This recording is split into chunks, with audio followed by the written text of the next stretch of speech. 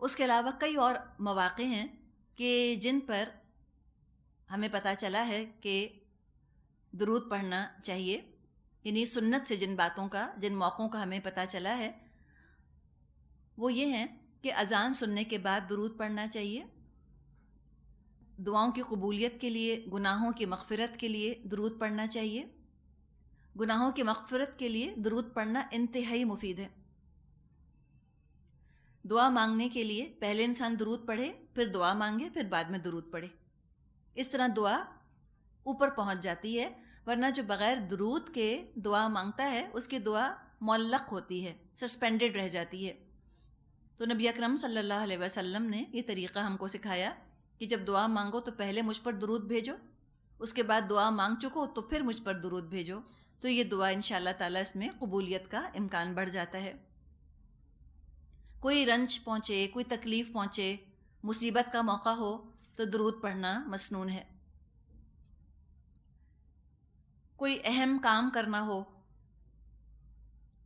مثال کے طور پہ آپ کہیں اپنے بیٹے کا رشتہ لے کے جا رہی ہیں، یا کوئی گھر خریدنے جا رہی ہیں، یا گھر خریدا ہے، یا کوئی بڑا ٹرانزیکشن ہے، کوئی اہم کام ہے، تو اس دوران درود پڑھنا چاہیے، یہ بھی مسنون ہے۔ اہم کام کے وقت بھی درود پڑھنا چاہیے۔ ترمذی میں ابی بن کعب رضی اللہ عنہ کہتے ہیں، میں نے رسول اللہ صلی اللہ علیہ وسلم سے عرض کیا، اے اللہ کے رسول، میں آپ پر کثرت سے درود بھیجتا ہوں، اپنی دعا میں سے کتنا وقت درود کے لیے وقف کروں؟ آپ نے فرمایا جتنا تو چاہے۔ میں نے عرض کیا 1/4 صحیح ہے، یعنی جو دعائیں مانگتا ہوں، ذکر کرتا ہوں، تو 1/4 میں اس میں سے درود پڑھوں؟ آپ نے فرمایا جتنا تو چاہے، لیکن اگر اس سے زیادہ کرے تو تیرے لیے اچھا ہے۔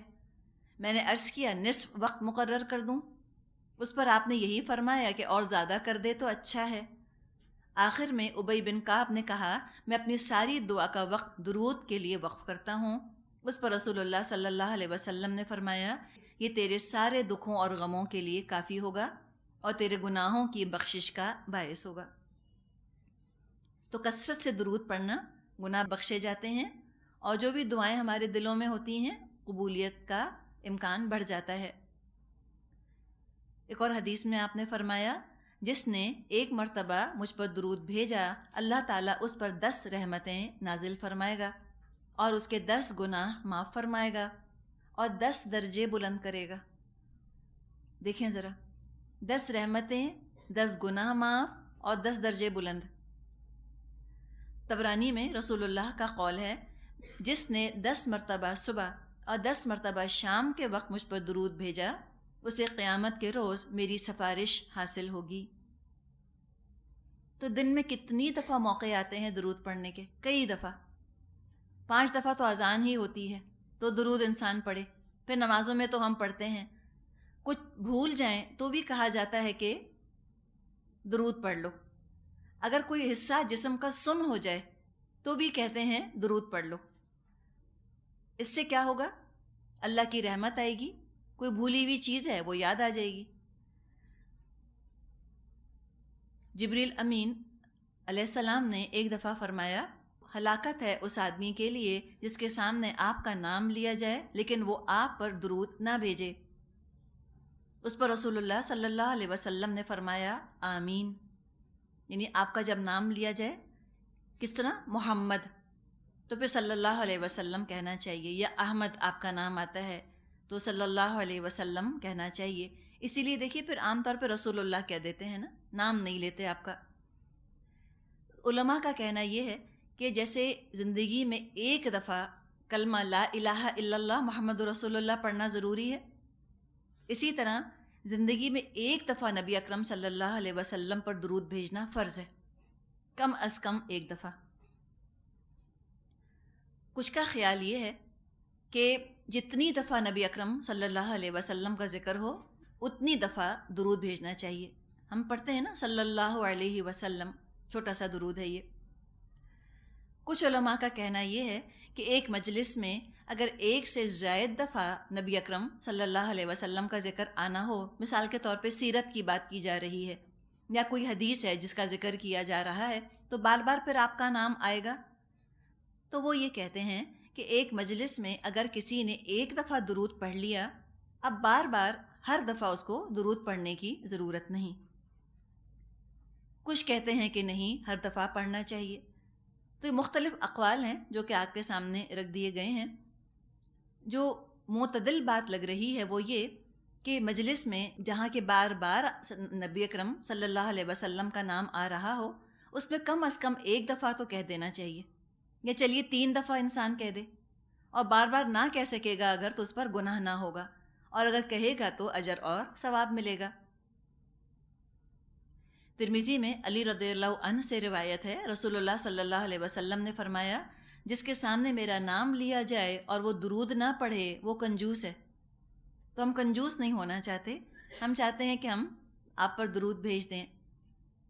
ابو بکر رضی اللہ عنہ سے روایت ہے، رسول اللہ صلی اللہ علیہ وسلم نے فرمایا، مجھ پر کثرت سے درود بھیجا کرو، اللہ تعالیٰ میری قبر پر ایک فرشتہ مقرر فرمائے گا، جب میرا کوئی امتی مجھ پر درود بھیجے گا تو یہ فرشتہ مجھ سے کہے گا، اے محمد صلی اللہ علیہ وسلم، فلاں بن فلاں نے اس وقت آپ پر درود بھیجا ہے۔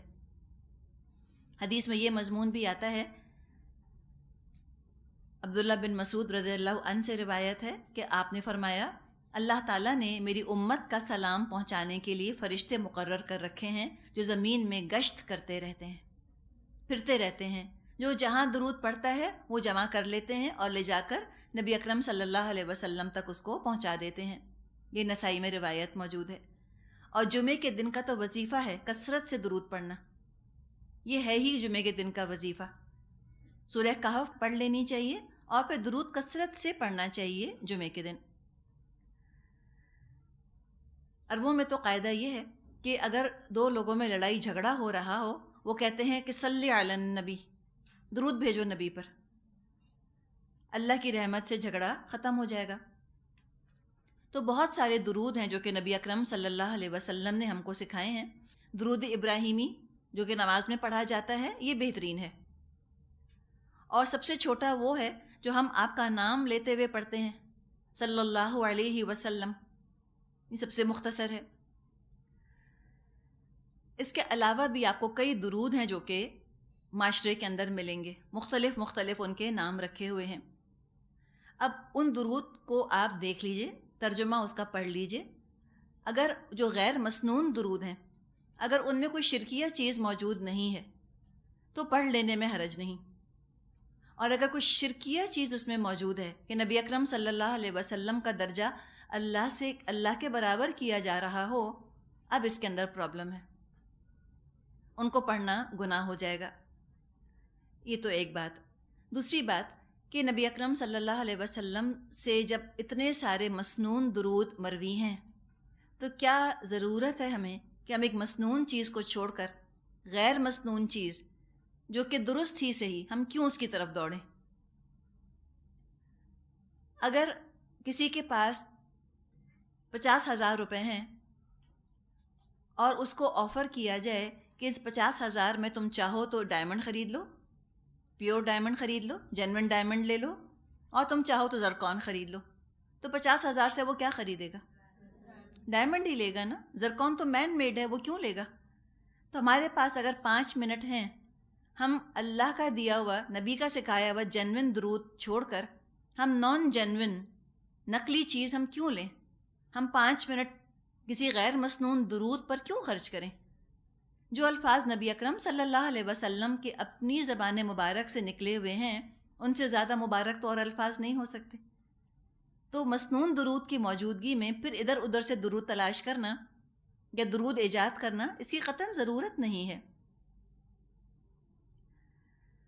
اور پھر آپ یہ دیکھیے کہ جتنے بھی درود ہیں جو نبی اکرم صلی اللہ علیہ وسلم نے سکھائے ہیں، ان سب میں ایک چیز آپ کو مشترک ملے گی، کامن ملے گی، اور وہ یہ ہے کہ سب میں اللہ سے درخواست ہے کہ اے ہمارے رب، تو نبی اکرم صلی اللہ علیہ وسلم پر رحمت نازل فرما، اس لیے کہ رحمت کے خزانے تو اللہ کے پاس ہیں، اللہ ہی رحمت نازل فرمائے گا۔ ہمارے پاس تو رحمت کے خزانے نہیں کہ ہم نازل فرما دیں نبی اکرم صلی اللہ علیہ وسلم پر اپنی مرضی سے۔ لیکن کیا ہوا کہ جب ہم نے نبی کا بتایا وہ طریقہ چھوڑا تو اب کیا ہوا کہ ہم نے اللہ کو نکال دیا بیچ میں سے، ہم خود ہی نبی پر درود بھیجنے لگ گئے، خود ہی سلام، یا نبی سلام علیکہ، یا رسول سلام علیکہ۔ ہم تو خود اللہ کے در کے فقیر ہیں، ہمیں تو اللہ سے درخواست کرنی ہے کہ اللہ تو ان پر درود نازل فرما دے، اور بلند آواز سے درود پڑھنے کی ضرورت نہیں، کیونکہ فرشتے ہماری آہستہ آواز بھی سن لیتے ہیں۔ اللہ ہی سے درخواست کر رہے ہیں، اللہ تو ہماری سانسوں کی آواز بھی سنتا ہے۔ اللہ کے لیے تو کچھ مشکل نہیں کہ وہ سب کچھ سن لے اور ہم کو اجر دے دے۔ کچھ لوگوں کا خیال یہ ہے کہ رسول اللہ صلی اللہ علیہ وسلم اس محفل میں آ جاتے ہیں جس میں درود پڑھا جا رہا ہو۔ بالفرض یہ بات اگر صحیح ہے بھی، صحیح ہے یا نہیں اس پر تو ہم انشاءاللہ پھر بات کریں گے۔ بالفرض وہ خود یہ کہہ رہے ہیں کہ نبی اکرم صلی اللہ علیہ وسلم آ گئے، آپ کی سواری آ گئی، اور پھر اگر آپ آ گئے ہیں ان کے کہنے کے مطابق تو اور زیادہ ان کو محتاط ہونے کی ضرورت ہے کہ وہ اس طرح بلند آواز میں بات نہ کریں، اتنا زور زور سے وہ نہ بولیں۔ اللہ تعالیٰ نے فرمایا ہے سورہ حجرات میں، یا ایھا الذین آمنوا، اے لوگو جو ایمان لائے ہو، لا ترفعوا اصواتکم فوق صوت النبی، اپنی آوازوں کو تم نبی کی آواز کے سامنے بلند مت کرو، روک دیا گیا ہے۔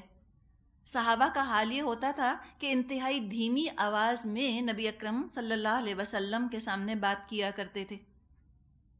اگر روضے پر جائیں تو وہاں دھیمی آواز میں درود پڑھنا چاہیے، اس لیے کہ نبی اکرم صلی اللہ علیہ وسلم وہاں تو ہیں ہی موجود اپنی قبر میں۔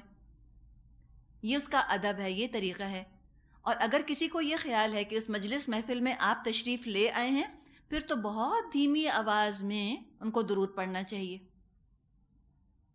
لیکن ہم کیا دیکھتے ہیں کہ جس مجلس میں یہ کہا جا رہا ہوتا ہے کہ یہاں نبی اکرم صلی اللہ علیہ وسلم تشریف لے آئے، انتہائی بلند آوازوں میں درود پڑھا جا رہا ہوتا ہے۔ یہ تو خود قرآن کے حکم کے خلاف ہے، بے ادبی ہے۔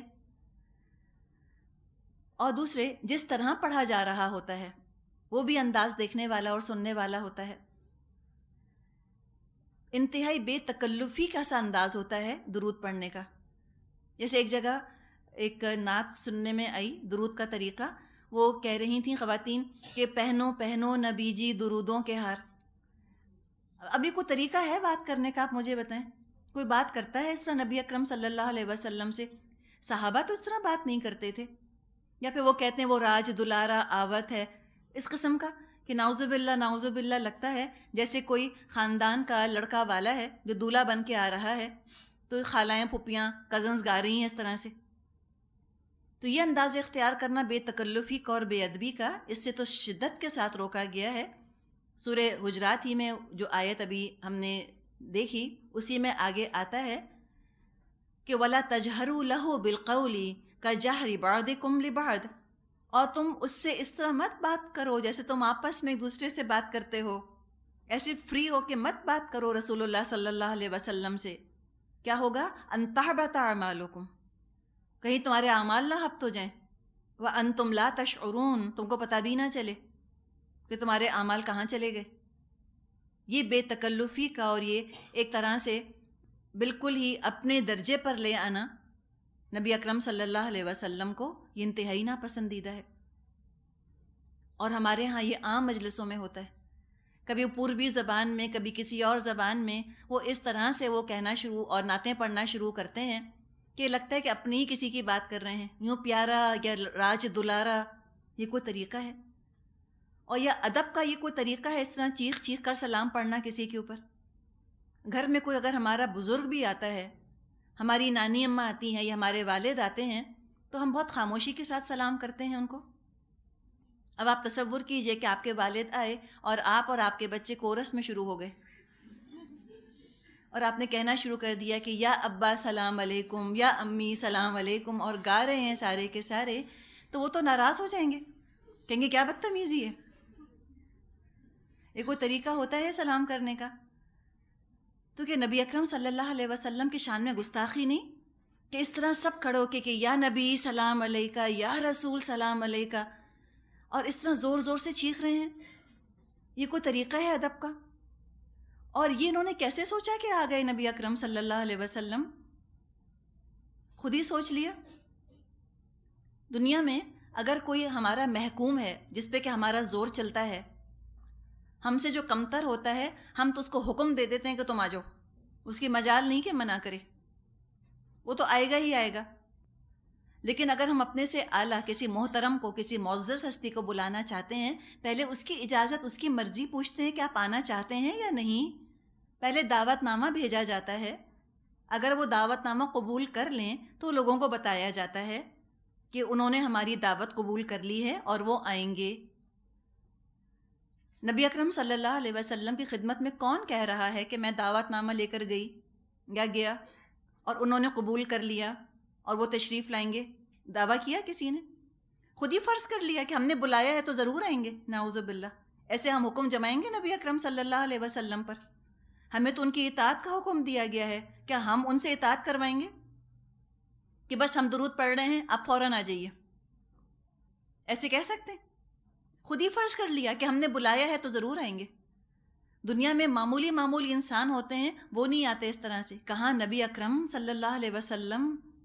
کتنی گستاخی ہم کرتے ہیں جب ہم یہ سوچتے ہیں کہ بس وہ آ گئے، اور اس کے بعد اس طرح سے پھر درود پڑھا جاتا ہے ان کے اوپر، اور نعتوں کے اندر پھر شرک تک بھی چلے جاتے ہیں قافیہ ملاتے ملاتے۔ اور دوسری بات جہاں تک آنے کا تعلق ہے، ایک تو یہ کہ یہ ہماری خام خیالی ہے کہ ہماری سوچ کے مطابق وہ آ گئے۔ پھر اگر 100 گھروں میں میلاد ہو رہا ہے تو کیا نبی اکرم صلی اللہ علیہ وسلم بیک وقت 100 جگہ پہنچ جائیں گے؟ یہ تو صرف اللہ کی صفت ہے کہ وہ ہر جگہ موجود ہے۔ نبی اکرم صلی اللہ علیہ وسلم تو بیک وقت 100 جگہ نہیں پہنچ سکتے۔ اس پر کسی نے مثال دی، ایک خاتون کو بہت یہ برا لگا کہ یہ کیوں کہا جا رہا ہے کہ نبی اکرم صلی اللہ علیہ وسلم 100 جگہ اکٹھے نہیں آ سکتے۔ انہوں نے کہا کہ ٹی وی بھی تو اکٹھا 100 گھروں میں چلا جاتا ہے، تو کیا ہم ٹی وی سے، ایک بے جان چیز سے ہم مشابہت دے رہے ہیں نبی اکرم صلی اللہ علیہ وسلم کو؟ تو ٹی وی پہ تو جو آتا ہے وہ ہر جگہ چلا جاتا ہے، تو کیا سب نبی اکرم صلی اللہ علیہ وسلم کے درجے کو یا اللہ کے درجے کو پہنچ گئے؟ ایک ٹی وی پہ ایک شخص آ رہا ہے اور وہ ٹی وی کی بیمز اور اس کی جو ہے وہ نشریات جا رہی ہیں 10 لاکھ گھروں میں، ایک انسان 10 لاکھ گھروں میں چلا گیا نا بیک وقت، تو کیا وہ اللہ بن گیا؟ ہم کہاں سے کہاں چیز کو ملاتے ہیں نا، بجائے کہ اپنی غلطی کو قبول کر لے انسان کے، دیکھیں غلطی ہو گئی، خطا ہو گئی، نہیں اس کو مزید جسٹیفائی کرنا، مزید اس کے اوپر اڑ جانا اور ناراض ہونے لگنا ان لوگوں پر جو میلادوں سے روکتے ہیں۔ درود پڑھنے کے اتنے مواقع روز آتے ہیں ہماری زندگی کے اندر، ان سے فائدہ نہ اٹھانا۔ کتنے لوگوں کو آپ کے خیال میں یہ پتہ ہے کہ ان موقعوں پر درود پڑھنا چاہیے؟ بہت کم کو۔ اور میلاد میں درود پڑھنا چاہیے، یہ سب کو پتہ ہے، اس کے بارے میں تو سب اتنے زیادہ پرٹیکولر ہو کے بیٹھ گئے ہیں۔ اور اگر کوئی نبی اکرم صلی اللہ علیہ وسلم کا کہنا مانے اور بیٹھ کے درود پڑھے تو کہہ دیتے ہیں گستاخ رسول۔ وہ کہتے ہیں نا کہ جو گستاخ ہو نکل جائے محفل سے، یہ بھی کہتے ہیں نا۔ تو جو کہنا مان رہا ہے وہ گستاخ رسول، اور جو نافرمانی کر رہا ہے وہ محب رسول۔ یہ بھی الٹی گنگا ہے جو بہہ رہی ہے۔ اب ربیع الاول کا مہینہ آنے والا ہے، پھر ہم دیکھیں گے یہ میلاد اور ان کا جو زور ہوگا۔ اتنی ہی محبت کے دعوے ہیں تو پھر ہم کہنا کیوں نہیں مانتے؟ ان کو تو اتنی اذیت ہوتی تھی نبی اکرم صلی اللہ علیہ وسلم کو، لوگوں کو اللہ کی نافرمانیاں کرتے دیکھ کر۔ ایک خاتون آئیں جن کا کہ پردہ پراپر نہ تھا، آپ نے تو منہ پھیر لیا تھا۔ تو یہ عورتوں کا بے حجاب ہونا، اس طرح ان کے سروں کا کھلا ہونا، یہ چیز تو نبی اکرم صلی اللہ علیہ وسلم کو اذیت پہنچانے والی چیز ہے۔ جس مجلس میں ان کو بلانے کا دعویٰ کر رہے ہیں، کم از کم وہاں کچھ تو خیال رکھیں۔ اور جو درود دیا جا رہا ہے، ہم کسی کو جب تحفہ بھی دینا چاہتے ہیں، درود کیا ہے؟ تحفہ ہے نا، تو ہم اس کو اچھا سا ریپ کر کے اور پھر ہم بھجواتے ہیں، یہ کرتے ہیں نا۔ درود بھی تحفہ ہے، ہم نبی اکرم صلی اللہ علیہ وسلم کی خدمت میں اس کو بھجوا رہے ہیں۔ اب اگر کسی کو تحفہ دینا ہے آپ کو، آپ کہتی ہیں ان سے میں نے آپ کے لیے تحفہ رکھا ہے، خود آئیں اور آ کر لیں، یہ اچھی بات ہے، یہ تمیز کی بات ہے؟ کہیں سے بھی تمیز نہیں ہے، انتہائی گستاخی اور بے ادبی ہے کہ ہم کہیں نبی اکرم صلی اللہ علیہ وسلم سے کہ ہم درود پڑھ رہے ہیں، آپ آ کے وصول کریں۔ جس طرح کی زندگی آپ برزخ میں گزار رہے ہیں تو بہرحال دنیا والی زندگی تو ہرگز نہیں، ایسی حقیر دنیا تو نہیں ہے۔ تو جن نعمتوں میں اللہ نے ان کو رکھا ہوا ہے، وہ نعمتیں چھوڑ کے وہ کیوں دنیا میں اس طرح پھرتے رہیں گے؟ نعوذ باللہ۔ یہ کوئی شان ہے نبی اکرم صلی اللہ علیہ وسلم کی کہ ہم ان سے کہیں کہ آپ گھر گھر جا کے درود وصول کریں؟ اپنے والد کو بھی ہمیں کوئی چیز دینی ہوتی ہے، ہم خود جا کر دیتے ہیں، خود نہیں جا سکتے، ہم ڈرائیور سے بھجواتے ہیں۔ کبھی کہا کہ ابا میں نے آپ کے لیے یہ چیز لی ہے، آپ آئیں خود آ کر لیں۔ ہم اپنے گھر کے بزرگوں کے ساتھ یہ معاملہ نہیں کرتے، لیکن نبی اکرم صلی اللہ علیہ وسلم کے ساتھ محبت کے نام پر ہم نے ہر گستاخی کر لی اور ہمیں احساس بھی نہیں۔ تو یہ بات جو فرمائی ہے نا کہ ان تحبط اعمالکم وانتم لا تشعرون، کہ تمہارے اعمال ہفت ہو جائیں گے، تم کو تو شعور بھی نہیں ہوگا، تم کو تو پتہ بھی نہیں چلے گا کہ تمہارے اعمال ہفت ہو گئے۔ تو اللہ تعالیٰ نے تو فرشتے مقرر کیے ہیں جو کہ درود نبی اکرم صلی اللہ علیہ وسلم تک پہنچا دیتے ہیں۔ اللہ تعالیٰ نے اپنے نبی کو زحمت نہیں دی کہ آپ گھر گھر جا کر درود وصول کرتے پھریں۔ لیکن بات یہ ہے کہ جب سنت کا راستہ چھوڑ کر خود ثواب کے طریقے ہم گھڑنے لگتے ہیں، ہم اپنی مرضی سے نبی اکرم صلی اللہ علیہ وسلم سے محبت کا اظہار شروع کر دیتے ہیں، تو ہم ٹھوکر کھاتے ہیں۔ شیطان محبت کے نام پر، تعظیم کے نام پر بہکاتا ہے۔ سنت سے جو موقع درود کے ثابت ہیں، ان موقعوں پر درود پڑھتے رہیں، دل اور روح سب انسان کی سیراب رہے گی، کسی قسم کا فنکشن ایجاد کرنے کی ضرورت پیش ہی نہیں آئے گی انشاءاللہ۔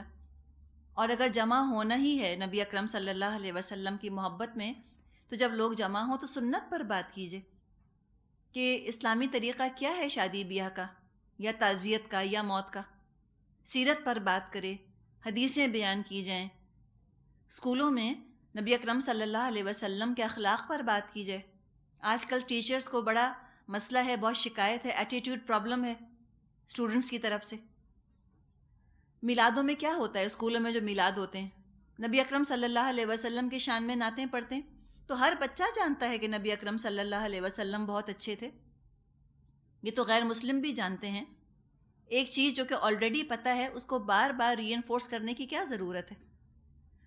تعمیل پر آمادہ کرنا ہے لوگوں کو، بچوں کو سکھائیں کہ آپ رول ماڈل ہیں ہمارے لیے، کس طرح کوئی اخلاق کا پہلو بیان کر دیا جائے تو بچوں کی تربیت کا، بچوں کی ٹریننگ کا اور ان کے اخلاق کی بہتری کا سبب بن جائے۔ تو کوئی بھی سیرت میں سے ٹاپک لیا جا سکتا ہے جس پر کہ بات چیت کی جا سکتی ہے، صحابہ کے قصے سنائے جائیں بچوں کو، یہ چیز ان کو فائدہ بھی دے گی۔ لیکن جب ایک رنگوں کا فنکشن بنا لیا اور ایک لے میں چیزوں کو پڑھنے کا فنکشن بنا لیا، تو پھر تو اللہ کے رسول یاد بھی نہیں آتے۔ اور کتنی نعتیں ہیں آپ دیکھیں جو کہ مختلف انڈین گانوں کی ٹیونز پر بنائی گئی ہوتی ہیں، اب ان کو سن کر خیال آتا ہے کہ یہ کس نے گایا تھا یہ گانا، اب لوگ اس میں چلے جاتے ہیں، کون سی پکچر کا تھا، کس پہ پکچرائز ہوا تھا، لتا نے گایا تھا کہ پتہ نہیں فلاں نے گایا تھا۔ تو نعت میں ان کو ایمان تو کم تازہ ہوتا ہے، یادیں زیادہ تازہ ہو رہی ہوتی ہیں۔ تو فائدہ کیا ہے مجھے بتائیے ان چیزوں کا؟ بس ایک ریچول بنا کے رکھ لیا ہے نا۔ اور آج اگر کوئی میلاد کو منع کرتا ہے یا میلاد میں جانے سے انکار کرتا ہے، تو پھر آپ ذرا دیکھیں لوگوں کی ناراضگی۔ اتنے ہم دور ہٹ گئے ہیں سنت سے، اتنا زیادہ ہم بدعتوں کے اندر انوالو ہو گئے ہیں کہ صحیح غلط کی سب پہچان ختم ہو گئی ہے ہمارے اندر سے۔ تو اللہ تعالیٰ سے ہم کو دعا کرنی چاہیے کہ اللہ ہم کو شعور کے ساتھ ایمان پر چلنا نصیب ہو، اور ہم محبت میں وہ کام کریں جو کہ ہم کو آخرت میں بھی فائدہ دیں، جن سے کہ نبی اکرم صلی اللہ علیہ وسلم راضی ہوں اور اللہ تعالیٰ راضی ہو۔ سبحانک اللہم و بحمدک، نشہد ان لا الہ الا انت، نستغفرک و نتوب الیک۔ السلام علیکم ورحمۃ اللہ وبرکاتہ۔ نحمدہ ونصلی علی رسولہ الکریم، اما بعد، فاعوذ باللہ من الشیطان الرجیم، بسم اللہ الرحمن الرحیم، رب اشرح لی صدری ویسر لی امری واحلل عقدۃ من لسانی یفقہوا قولی۔ اللہم ارنا الحق حقا وارزقنا اتباعہ وارنا الباطل باطلا وارزقنا اجتنابہ، آمین یا رب العالمین۔ سورہ احزاب آیت نمبر 59 سے ہم شروع کریں گے۔ فرمایا یا ایہا النبی، اے نبی صلی اللہ علیہ وسلم، قل فرما دیجئے، لی ازواجکا اپنی بیویوں سے، یعنی کہہ دیجئے، بتا دیجئے اپنی بیویوں کو، و بناتکا اور اپنی بیٹیوں کو، و نساء المؤمنین اور عورتوں کو مومنین کی، یدنین وہ لٹکا لیں، علیہن اپنے اوپر، من جلابیبہن اپنی چادروں میں سے، ذالک ادنی ان یعرفن یہ زیادہ مناسب طریقہ ہے کہ وہ پہچان لی جائیں، فلا یؤذین تو نہ وہ ستائی جائیں، وکان اللہ غفور الرحیم اور اللہ غفور و رحیم ہے۔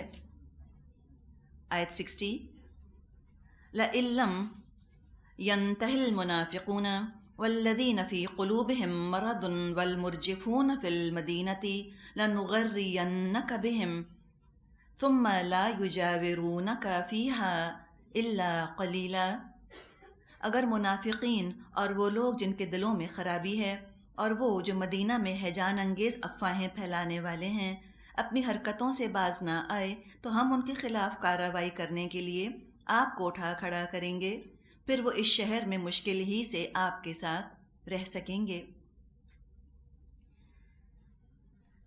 یہ جو الفاظ آ رہے ہیں ان کو ذرا سا دیکھ لیتے ہیں۔ آیت 60 میں نغرینک، مادہ اس کا غین را واو ہے، مطلب ہوتا ہے چپکا دینا، کسی کے ساتھ سٹک کر دینا، اٹیچ کر دینا کسی کے ساتھ، یا آمادہ کرنا، کسی کو انسپائر کرنا یا انکریج کرنا۔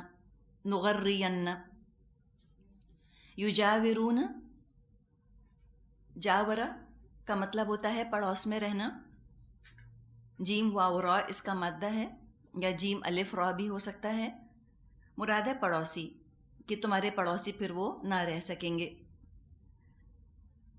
تو یہاں پر منافقین اور کمزور ایمان والے لوگ، اور وہ جو لوگ کہ بہت زیادہ سینسیشنلزم کریٹ کرتے ہیں، افواہیں پھیلاتے ہیں، رومرز پھیلاتے ہیں۔ مرجفونہ لفظ کے اندر سنسنی کا مفہوم پایا جاتا ہے، رجفہ کا مطلب ہوتا ہے کپ کپی، ہلا دینا۔ ان لوگوں کو یہاں پر وارن کیا جا رہا ہے کہ جو اسلام دشمنی میں زبانی جہاد کر رہے ہیں، کوششیں اپنی کر رہے ہیں، سازشیں کر رہے ہیں، اور وہ چاہتے ہیں کسی طرح اسلام کو کمزور کر دیں، اسلام کو ڈگمگا دیں۔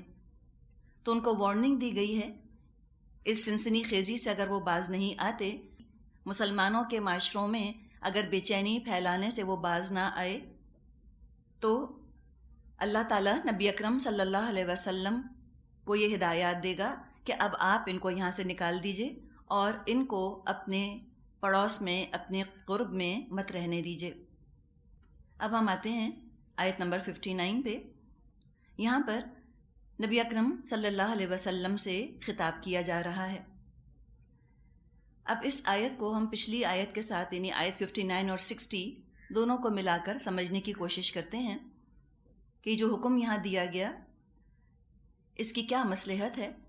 اس لیے کہ اس آیت کے آخر میں اللہ تعالیٰ نے فرمایا کہ وَكَانَ اللَّهُ غَفُورًا رَحِيمًا، اللہ معاف فرمانے والا، رحم فرمانے والا ہے۔ تو اللہ تعالیٰ کی رحمت ہی کا کوئی ظہور ہے جو اس آیت میں ہمیں نظر آئے گا۔ ہوتا یہ تھا کہ جو مدینے کا معاشرہ تھا اس میں جب تک اسلام کا مکمل سیاسی غلبہ نہیں ہوا تھا، جب تک مکمل اسلام کا پولیٹیکل ڈومینیشن نہیں ہوا تھا، ایک اسلامی معاشرہ بنانے کی جدوجہد چل رہی تھی، اخلاق کا تزکیہ کیا جا رہا تھا، سسٹمز امپلیمنٹ کیے جا رہے تھے، روڈیمنٹری سسٹمز، فلیجلنگ سوسائٹی بنی تھی اسلام کی، بالکل منی سی ننا سا پودا لگا تھا اسلام کا، اسلامی معاشرہ وجود میں آ رہا تھا، لوگوں کے اخلاق کا، کردار کا تزکیہ ہو رہا تھا، لوگوں کی سوچ کا، پسند ناپسند کا تزکیہ ہو رہا تھا۔ اس لیے کہ ہم جانتے ہیں کہ اگر ہم سلامتی چاہتے ہیں تو سلامتی تو صفائی کے بغیر نہیں آ سکتی۔ کیسے آ سکتی ہے؟ صفائی کے ساتھ ہی تو سلامتی کا تعلق ہے۔ بیماریوں سے بچنا ہے، برائیوں سے بچنا ہے تو جسمانی، ذہنی، روحانی، ذہنی ہر طرح کی صحت کا خیال رکھنا ہوگا۔